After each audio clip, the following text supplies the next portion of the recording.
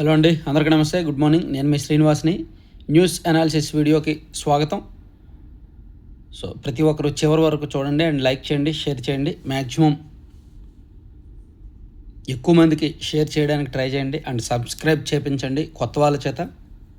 నిన్న ఆంధ్ర యూనివర్సిటీ 100 ఏళ్ల సంబరం జరిగిందండి. శతాబ్ది ఉత్సవం జరిగింది. ఈ సందర్భంగా సీఎం చంద్రబాబు నాయుడు గారు అండ్ వైస్ ప్రెసిడెంట్ రాధాకృష్ణన్ గారు, సచిన్ టెండూల్కర్ గారు అండ్ నారా లోకేష్ గారు, పెమ్మసాని చంద్రశేఖర్ గారితో సహా పలువురు ప్రముఖులు హాజరయ్యారు. అక్కడ ప్రపంచ సవాళ్లకు పరిష్కార వేదికలుగా వర్సిటీలు, పరిశోధనా కేంద్రాలుగా అభివృద్ధి చెందాలి. ఉపరాష్ట్రపతి సిపి రాధాకృష్ణన్ వైభవంగా ఆంధ్ర విశ్వవిద్యాలయం శతాబ్ది ఉత్సవం అని ఈనాడులో రాశారు. అంతర్జాతీయంగా ఎదురవుతున్న సవాళ్లను విశ్వవిద్యాలయాలు పరిష్కరించే దిశగా పరిశోధనలు సాగించాలని ఉపరాష్ట్రపతి సిపి రాధాకృష్ణన్ పిలుపునిచ్చారు. క్షేత్రస్థాయిలో ప్రజల అవసరాలకు అనుగుణంగా పర్యావరణ పరిరక్షణకు ప్రాధాన్యం ఇచ్చి పరిశోధనా కేంద్రాలుగా ఎదగాలన్నారు. విద్యార్థులు డిగ్రీలు సాధిస్తే సరిపోదని అవసరమైన నైపుణ్యాలు పెంపొందించుకోవాలని సూచించారు.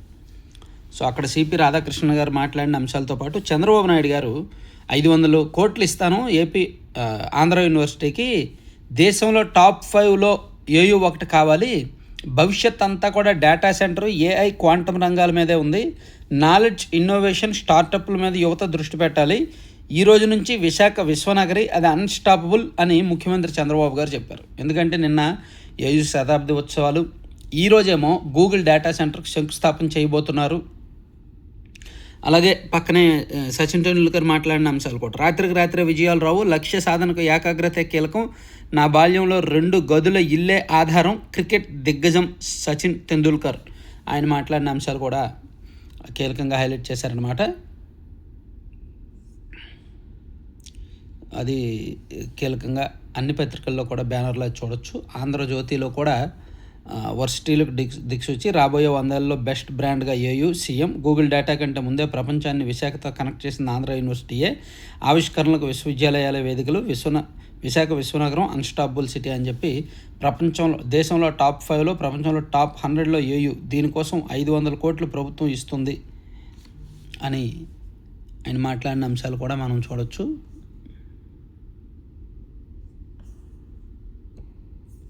ఇక విశాఖకు డేటా సెంట్రల్ హబ్గా సాగర్ నగరం 1,35,000 కోట్ల భారీ పెట్టుబడితో ఏర్పాటు, శంకుస్థాపనకు సీఎం చంద్రబాబు, కేంద్ర మంత్రి అశ్విని వైష్ణవ్, మంత్రి లోకేష్. డేటా సెంటర్ల ఏర్పాటుకు మరిన్ని దిగ్గజ సంస్థలు, టీసీఎస్, సిఫిక్ కూడా భూములు, టెక్ కంపెనీల రాకతో ఐటీ ఎకోసిస్టమ్, పెట్టుబడులకు వెంచర్ క్యాపిటలిస్టుల ఆసక్తి. మళ్ళీ చెప్తున్నానండి, విశాఖపట్నం ఒక 20 ఏళ్ల తర్వాత ఇప్పుడున్న విశాఖలో అయితే ఉండదు. అది ప్రపంచంలోనే బెస్ట్ నగరంగా మారిపోద్ది. ఐటీ పరంగా, ఏఐ హబ్ పరంగా, డేటా సెంటర్ పరంగా అన్ని రకాలుగా కూడా విశాఖపట్నం రూపురేఖలు మారిపోబోతున్నాయి. అది మాత్రం రాసి పెట్టుకోవచ్చు.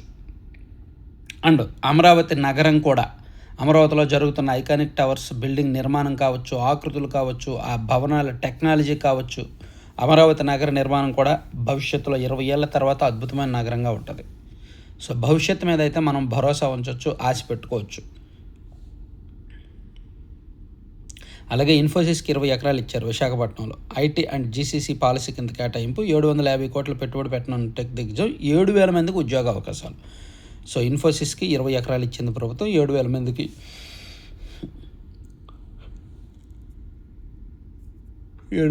ఉద్యోగ అవకాశాలు అండ్ 750 కోట్లు పెట్టుబడి పెడతారంట.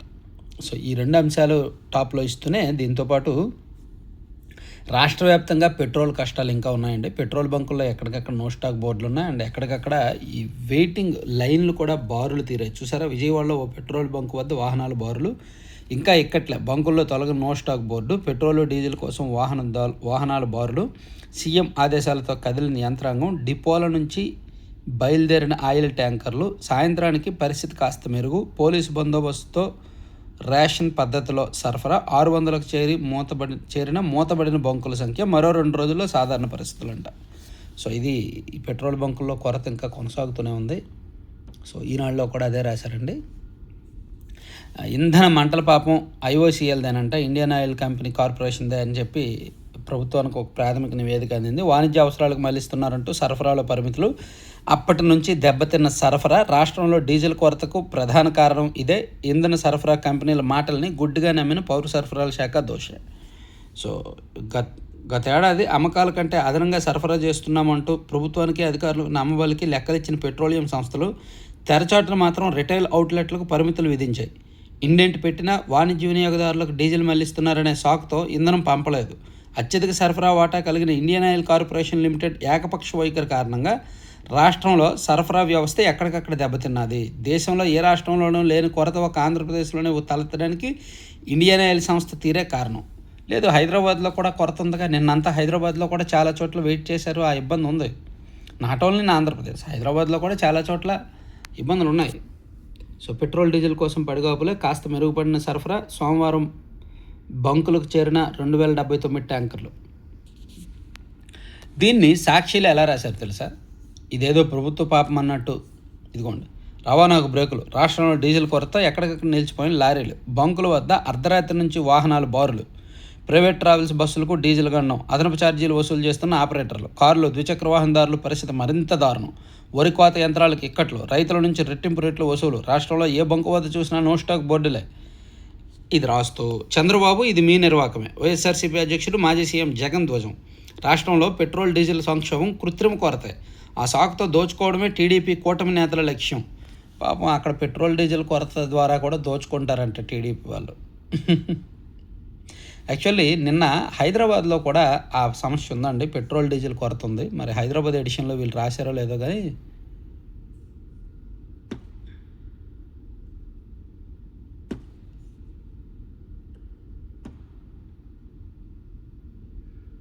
చూద్దాం. హైదరాబాద్ ఎడిషన్లో వీళ్ళు రాశారో లేదో చూద్దాం. వెయిట్ చేస్తానయ్యా. సాక్షి స్ట్రక్ అయిపోద్ది పేజీ. సాక్షి డిజైను ఏం టెక్నాలజీ వాడుతున్నారో కానీ అంత యాక్సెస్, అంత స్పీడ్ ఉండదు. చూసారు కదా, ఇది హైదరాబాద్ ఎడిషన్ వచ్చింది కదా. అసలు హైదరాబాద్ ఎడిషన్లో ఆ కష్టాలే రాయలేదు వీళ్ళు. కాసుల కోసమే కృత్రిమ కొరత. బెంగాల్ 2వ దశ పోలిన తర్వాత భారీగా పెట్రోల్ ఛార్జీలు పెంచుతారని ప్రచారం. అందుకే బంకులకు చమురు సంస్థల సరఫరా తగ్గించినట్టు ఆరోపణలు.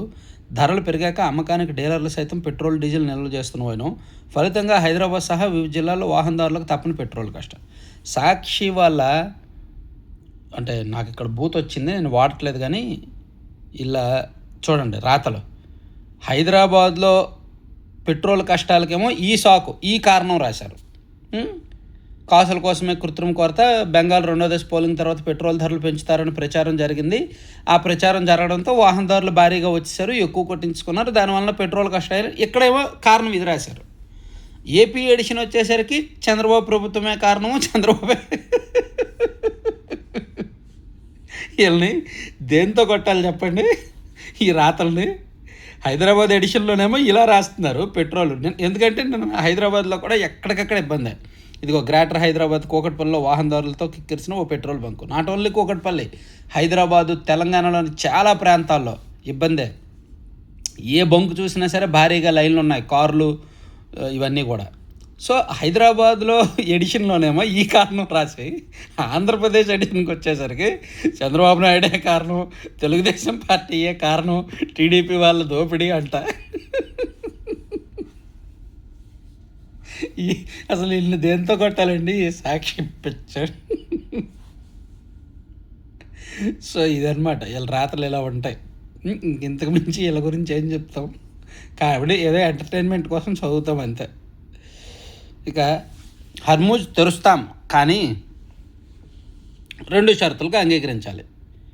తెరపైకి ఇరాన్ కొత్త ప్రతిపాదనలు గతంలో కంటే మెరుగ్గా ఉన్నాయని ట్రంప్ వ్యాఖ్య. పాక్ నమ్మదగ్గ మధ్యవర్తి కాదు. ఇరాన్ ఎంపీ కరెక్టేగా. పాకిస్తాన్ నమ్మదగ్గ మధ్యవర్తి అయితే కాదు. పాకిస్తాన్ని నమ్మకూడదు. మరి వీళ్ళు ఎందుకు పాకిస్తాన్తో వెళ్తున్నారు కానీ. సో శాంతి కోసం మేము ప్రయత్నిస్తామని రష్యా కూడా ముందుకు వచ్చింది. నాకు ఆ సాక్షి వార్త మైండ్లోంచి పోవట్లేదు.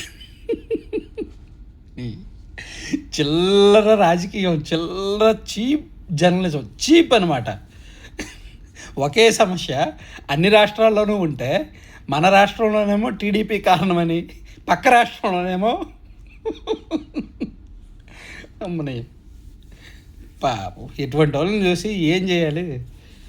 పిచ్చోళ్ళని జాలిపడాలి, లేదా దొంగలు డీపీ గాళ్ళు అని చెప్పి అలర్ట్గా ఉండాలి. అందుకే నేను అలర్ట్ చేస్తూ ఉంటా సాక్షి రాతలు. బయట ఆహారం తింటే హాహాకారం, అపరిశుభ్ర వాతావరణంలో హోటళ్ళు, మాంసం దుకాణాలు, ప్రజల ఆరోగ్యంతో వ్యాపారాలు చెలగటం, ప్రాణాలు పోతున్న లెక్కలేనితనం, కీలక వ్యవస్థల వైఫల్యం. ఇక కోటి విలువైన నగలు, బంగారు నగలు దోపిడీ అంటే పల్నాడు జిల్లా కారంపూడిలో ఘటన. పట్టపగలు బ్యాంకు ఎదుటే నడి రోడ్డు మీద ఓ వ్యక్తి మీద దాడి చేసి కోటి విలువ చేసే బంగారు నగలను ఎత్తుకెళ్లిన ఘటన పల్నాడు జిల్లా కారంపూడిలో సోమవారం సంచలనం రేపింది. వినుకొండకు చెందిన ఎక్కల శ్రీనివాసరావు తన బాబాయ్తో కలిసి బంగారు నగలు తయారు చేసి పల్నాడు ప్రాంతంలో దుకాణాలకు సరఫరా చేస్తుంటారు. ఇదే క్రమంలో సోమవారం సుమారు కిలో విలువైన బంగారు నగలు ఉన్న బ్యాగ్తో శ్రీనివాసరావు వినుకొండ నుంచి బస్సులో మధ్యాహ్నం 12:30 గంటలకు కారంపూడి చేరుకున్నారు. కొన్ని దుకాణాలకు ఇచ్చారు. ఈలోపు భోజన సమయం కావడంతో హోటల్కు బయలుదేరారు. కారంపూడి మాచర్ల రహదారిపై నగలు ఉన్న బ్యాగ్తో వెళ్తుండగా వెనుక నుంచి ఎవరో దుండగులు వచ్చి దాడి చేసి బ్యాగ్ పట్టుకుని వెళ్ళిపోయారంట. పట్టపగలు. ఇక ఆర్టీసీకి మరో 1450 విద్యుత్ బస్సులు అంటండి అనుమతి ఇచ్చిన రాష్ట్ర ప్రభుత్వం. త్వరలో టెండర్లు పిలవనున్న సంస్థ. సో ఆర్టీసీ ఇప్పటికే విద్యుత్ బస్సులతో నడుస్తుంది. ఇక కొత్తగా మళ్ళీ వస్తున్నాయంట. ఇక బయట ఆహారం తింటే హాహాకారం అని ఇచ్చారు. బయట ఆహారం తినే విషయంలో 1-2 సార్లు చెక్ చేసుకుంటే బెటరు. ఇక ఏసీబీ వలలో బాపట్ల పురపాలక 60,000 లంచం తీసుకుంటుండగా అధికారులు పట్టుకున్నారు. కోడికత్తి కేసులో లోతైన దర్యాప్తునకు జగన్ పిటిషన్పై హైకోర్టు విచారణ. సందేహాల నివృత్తి కోసం కేసు మే 6వ తేదీకి వాయిదా. ఇంకా ఉందా కోడికత్తి కేసు? ఏదో ఆయనకి అధికారం రావడం కోసం చేయించుకున్నారండి, వదిలేయండి పాప మా కేసుని. అయిపోయిందిగా, పార్టీ అధికారంలోకి వచ్చింది, మళ్ళీ పోయింది. ఆ పాపాలన్నీ బయటకు వచ్చేసాయి, జనాలకు తెలిసిపోయాయి. లేకపోతే మరో డ్రామా ఆడతారని ఇదేమో, మళ్ళీ వీళ్ళని ఇలాగే వదిలేస్తే మళ్ళీ డ్రామాలు ఆడతారని భయంతో దాన్ని నడిపించాలి. ఎందుకంటే ఇంకా వాళ్ళు నిజం చెప్పిన జనం నమ్మే పరిస్థితి లేదు. ఇక 3 ప్రాధాన్య ప్రాజెక్టులకు అనుమతులే కీలకం. చింతలపూడిలో ముందడుగు. మరో 4 నెలల్లో పర్యావరణ అనుమతులు. పోలవరం, నల్లమల సాగర్కు జల వివాద కమిటీ భేటీతో లింకు. మొత్తానికి పోలవరం బనకచెర్ల అయిపోయిందండి. అదే గోదావరి బనకచెర్ల ప్రాజెక్టు ఆటకెక్కింది. ఇప్పుడు పోలవరం, నల్లమల సాగర్ లైన్లోకి తీసుకొచ్చారు. దానికి సంబంధించి ఎప్పటికప్పుడు కొత్త అంశాలు రాస్తూ ఉన్నారు. 3 లక్షల సుపారీ ఇచ్చి భర్త వివాహేతర సంబంధానికి అడ్డుగా ఉన్నాడని భార్య ఘాతుకం. వివాహేతర సంబంధానికి అడ్డుగా ఉన్నాడని ప్రియుడితో కలిసి కిరాయి ముఠా సాయంతో భర్తను హత్య చేయించిన భార్య ఉదంతం ఇది. ఎన్టీఆర్ జిల్లా విసన్నపేట మండలంలో జరిగిన ఘటన. తిరువూరు సిఐ గిరిబాబు కథనం ప్రకారం అంట. ఏం చెప్తాం, ఈ పిచ్చి వార్తలు, క్రైమ్ వార్తలు చదవడానికే చిరాకు వస్తుంది ఒక్కోసారి. విశాఖలో గ్రీన్ హైడ్రోజన్ ప్రాజెక్ట్ కోసం కొత్త నెట్వర్క్. ఆసక్తి వ్యక్తీకరణ ప్రకటన ఇచ్చిన PGCIL 7,000 మెగావాట్ల విద్యుత్ సరఫరా అవసరాలకు వీలుగా లైన్లు. ఓకే, రాష్ట్ర అభివృద్ధిలో ప్రవాసాంధ్రులు భాగస్వాములు కావాలి. సో ఇవన్నీ ఈనాడు అంశాలండి. విద్యుత్ కొనుగోలు ధర తగ్గాలి, యూనిట్ ₹4.60 రావాలి, విద్యుత్ శాఖపై సమీక్ష, సీఎం సమీక్ష, సాంకేతిక వినియోగిస్తే నాణ్యమైన వైద్య సేవలు, మొక్కజొన్న ధరల వ్యత్యాసం పథకం అమలు చేయాలి. క్రెడిట్ చోరీలో జగన్ది 5G స్పీడ్. సాఫ్ట్వేర్ నుంచి అండర్వేర్ వరకు అన్ని కంపెనీలు తరిమేశారు. కార్మిక శాఖ మంత్రి వాసంశెట్టి సుభాష్ ధ్వజం. రోజుకో మంత్రి వాయింపుల్లో భాగంగా నిన్న వాసంశెట్టి గారికి వచ్చిందనమాట. ఇక శేషాచలం అగ్ని ప్రమాదానికి కారకులను వెంటనే అరెస్ట్ చేయండి, ఉప ముఖ్యమంత్రి పవన్ కళ్యాణ్ ఆదేశం. సో ఇవన్నీ ఈనాడులో అంశాలు. ఈనాడు కాసేపు పక్కన పెట్టి సాక్షి ఎంటర్టైన్మెంట్ ఇంకోసారి చూస్తే ఈ పిచ్చి వార్త ఈ పక్కన పెడితే ఏయూ విద్యా వ్యవస్థకు లైట్ హౌస్, విద్యార్థులు ఉద్యోగ సృష్టికర్తలుగా ఎదగాలని ఏయూ శతాబ్ద ఉత్సవాలను కవర్ చేశారు. తర్వాత వైద్యం నైవేద్యం integrated digital health extension workers platform ప్రాజెక్టుకు వైద్య శాఖ ప్లాన్. టెండర్ నిబంధనల ప్రకారం ABDMతో భాగస్వామి కంపెనీలతో అర్హత. కానీ ఉద్యోగుల ముఖహాజరు చూస్తున్న కంపెనీకి అడ్డదారుల్లో కాంట్రాక్ట్ కట్టబెట్టడానికి ప్రయత్నాలు. ఇంకో పిచ్చివార్త ఏదో రాశారు. ఇక పోరు ఆపితే తెరుస్తాం. హర్ముజ్ జలసంధిపై ఇరాన్ కొత్త షరతు. అమెరికాకు తెలియజేసిన మధ్యవర్తి పాక్. మరోపక్క భారత్ ట్యాంకర్పై ఇరాన్ గన్ బాట్ల కాల్పులు, రష్యా అధ్యక్షుడు పుతిన్తో భేటీ అయిన ఇరాన్ మంత్రి అరాగ్చి. సో యుద్ధానికి కొత్త మధ్యవర్తి రష్యా ముందుకు రాబోతోంది. రష్యా ఒకవేళ ముందుకు వస్తే కాస్త యుద్ధం విషయంలో నెమ్మదించే అవకాశాలు కనిపిస్తున్నాయి. ఇక 99 పైసలకు 20 ఎకరాల కేటాయింపు. ఎండాడ కొండపై ఇన్ఫోసిస్ ఏమీ డొల్ల కంపెనీ కాదు కదా, పెద్ద కంపెనీయే కదా. సో 99 పైసలకు ఇవ్వడం తప్పేమీ లేదుగా. 750 కోట్లు పెట్టుబడి పెడుతున్నారు, 7,000 మందికి ఉద్యోగాలు ఇస్తున్నారుగా. సో ప్రభుత్వ పాలసీ ప్రకారం 99 పైసలకు భూమి ఇచ్చారు, అదేమి ఇబ్బంది కాదు. ఇక వైజాగ్ ఇన్ఫోసిస్ @వైఎస్ జగన్ 2023లో విశాఖ ఐటీ క్యాంపస్ను ప్రారంభించిన మాజీ సీఎం జగన్. సో వాణిజ్య పన్నుల శాఖలో ఏదీ సక్రమంగా జరగడం లేదు. బాబు అహ్మద్ శాఖాధిపతిగా ఉన్న వాణిజ్య పన్నుల శాఖలో ఏదీ సక్రమంగా జరగడం లేదని హైకోర్టు తేల్చి చెప్పింది. బాబు అహ్మద్పై చర్యలు తీసుకోవాలని ప్రభుత్వ ఉద్యోగుల సంఘం ఇచ్చిన వినతిపత్రాన్ని 2 నెలల్లో పరిష్కరించాలని కేంద్రం విజిలెన్స్ కమిషనర్ను ఆదేశించిందంట. ఇక ఆరోగ్యశ్రీ బకాయిలు 3,746 కోట్లు. మాస్టరు ఆ బకాయిల్లో 1,000 కోట్లు ఈరోజు ఇస్తున్నారంటండి. ఇదిగో అదే రాశారు ఆంధ్రజ్యోతిలో, ఇక్కడ లోపల పేజీల్లో రాసినట్టున్నారులే, చూపిస్తా. ఇక్కడ ఎక్కడో రాశారు, ఆరోగ్యశ్రీ నెట్వర్క్ ఆసుపత్రులకు 1,000 కోట్లు. ఇదిగో నెట్వర్క్ ఆసుపత్రులకు 1,000 కోట్లు విడుదల. TBDA విధానంలో చెల్లింపులు, పవర్ ఫైనాన్స్ కార్పొరేషన్ జమ, త్వరలో 5,000 అంగన్వాడీ పోస్టులు కూడా భర్తీ చేస్తామని మంత్రి గారు చెప్పారు. అదొకటి. తర్వాత ఇన్స్టాలో హనీ ట్రాప్ అంట. అనంతలో మరో వలపు వల, పల్నాడుకు చెందిన యువకుడు బలి. గుత్తి వద్దకు రావాలని పిలిచిన యువతి, చీకట్లో యువకుడిపై ఆమె గ్యాంగ్ దాడి. ఇన్స్టాగ్రామ్లో పరిచయం అయిందంట ఒక యువతి. ఆడెవడో పల్నాడు జిల్లా నుంచి వెళ్ళిపోయాడు అక్కడికి ఆ అమ్మాయిని కలవడానికి. తీరా అక్కడికి వెళ్ళిన తర్వాత ఆడి దగ్గర డబ్బులు బంగారం తీసుకోవడానికి వాడి మీద వాళ్ళ గ్యాంగ్తో దాడి చేయించి వాడిని నిలువు దోపిడీ చేసి పంపించారు. ఇన్స్టాగ్రామ్లో అమ్మాయి కనిపిస్తే కార్చుకొని వెళ్ళిపోవడం ఏంటో పిచ్చ నా కొడుకు. ఏం చేస్తాం ఇటువంటి వాళ్ళని, కరువులో ఉన్నారు. ఇన్స్టాగ్రామ్లో పరిచయం అయితే, సోషల్ మీడియాలో పరిచయం అయితే వాళ్ళు ఏంటి, వాళ్ళ వ్యవహారం ఏంటి, వాళ్ళ భాగోతం ఏంటి చూసుకోవాలి కదా మాస్టారు. ఇక కోడికత్తి కేసులో అనుమానాల నివృత్తికి విచారణ వాయిదా మే 6వ తేదీకి. తర్వాత కల్తీ నెయ్యి కేసు ఛార్జ్షీట్లు విచారణకు స్వీకరణ. 2 అభియోగ పత్రాల్లో 36 మంది నిందితులు. తొలి ఛార్జ్షీట్లో 14 మందికి నెల్లూరు ఏసీబీ కోర్టు పిలుపు. త్వరలో హాజరు కానున్న డైరీల చైర్మన్లు, టీటీడీ అధికారులు. సో కల్తీ నెయ్యి కేసు విచారణ మొదలవుతుందండి కోర్టుల్లో, అదొక కీలకమైన అంశం. ఇక మదనపల్లి పోలీసుల వంతు. వారి ముందు హాజరైన సజ్జల భార్గవరెడ్డి. సీఎం భార్య భువనేశ్వరి, మంత్రి అనితపై అసభ్య పోస్టుల కేసులో విచారణ. పొంతన లేని సమాధానం ఇచ్చిన భార్గవరెడ్డి. పాపం సజ్జల భార్గవరెడ్డి నిన్న మంగళగిరి, ఒకరోజు ఏమో రాజమండ్రి, ఇంకో రోజు అక్కడ, నిన్న మదనపల్లి, ఇలా రాష్ట్ర వ్యాప్తంగా చాలా పోలీస్ స్టేషన్లో అతని మీద కేసులు నమోదయ్యాయి. కాబట్టి అన్ని చోట్లకి వెళ్ళి ఒకటే సమాధానం చెప్తున్నాడు, నాకు గుర్తులేదు, నాకేమీ తెలియదు అనే చెప్తున్నాడు. ఒక లాయర్ని ఎంట పెట్టుకొని వెళ్తున్నాడు. ఇక వివేకా కేసులో సునీత పిటిషన్ విచారణకు స్వీకరణ. నిందితులకు ప్రతులు ఇవ్వాలని సిబిఐ కోర్టు ఆదేశం. వచ్చేది బీజేపీ సర్కారే, ప్రమాణ స్వీకారానికి వస్తా. టీఎంసీది సిండికేట్ రాజకీయ హింస. ప్రధాని మోదీ, బెంగాలీలకు ప్రధాని భావోద్వేగ లేఖ. నిశ్చితంగా ఓటేయండి అమిత్ షా. దక్షిణ కోల్కతాలో మమతా రోడ్ షో. బెంగాల్లో ముగిసిన తుది విడత ప్రచారం. సో ఎల్లుండి కాదు, సో ఇదొకటి చూడొచ్చు. పశ్చిమ బెంగాల్ రేపు తుది విడత పోలింగ్ జరగబోతోంది. సో నిన్నటితో ప్రచారం ముగిసింది. ఇక మీ ఎదుట విచారణకు హాజరు కాను, నా లాయర్ కూడా వాదనలు వినిపించరు, న్యాయం జరుగుతున్న నమ్మకం లేదు. రీక్యూజల్ పిటిషన్ తిరస్కరణపై సుప్రీంకు వెళ్తా అని చెప్పి ఆమ్ ఆద్మీ పార్టీ అధినేత అరవింద్ కేజ్రీవాల్ మద్యం కేసులో విచారణకు హాజరవడం మీ మీద నమ్మకం లేదని చెప్పి హైకోర్టు జడ్జికి స్వర్ణకాంత్ను ఆప్ కన్వీనర్ కేజ్రీవాల్ లేఖ రాశారు. ఇక నేను రేపిస్ట్ను కాదు, పిల్లలపై లైంగిక దాడి చేసే వ్యక్తిని కాదు, కాల్పులు నిందితుడు రాసిన అంశాలను నాకు ఆపాదించొద్దు, నేను నిర్దోషిని, అలాంటి అంశాలు చదవడం సిగ్గుచేటు. ఇంటర్వ్యూలో విలేకరిపై ట్రంప్ ఆగ్రహం. అమెరికా అధ్యక్షుడు డొనాల్డ్ ట్రంప్ విలేకరిపై ఆగ్రహం వ్యక్తం చేశారు. శ్వేత సౌధ మీడియా ప్రతినిధులు విందులో కాల్పులకు తెగబడిన థామస్ అలెన్ రాసిన నోట్ను చదివిన విలేకరిపై మండిపడ్డారు.